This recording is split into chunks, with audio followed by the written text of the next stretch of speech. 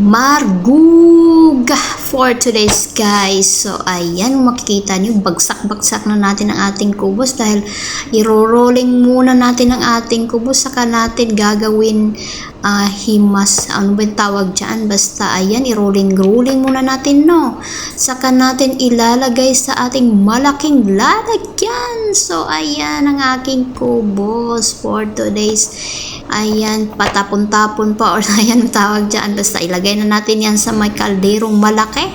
So ayan, napakadami ng ating marguga today dahil isang kaldero o kalahating kaldero pala yan, pero yan, okay lang yan dahil kukunti naman yan, matitira dyan sa atin na naman guys. So ayan, grabe, napakakulay ng ating marguga. So ayan, napakarami ng vegetables niya. Mayroon siyang carrots, laham, or ano ba, meat ba yan, or mayroon tayong bell pepper nilagay pala dyan. At ayan ang ating carrots, napaka colorful ng ating marguga for today's guys. That is Kuwaiti style for today's guys, no.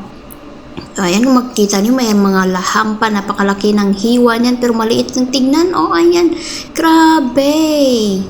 So ayan na po ang ating video for today. See you next time. Bye bye.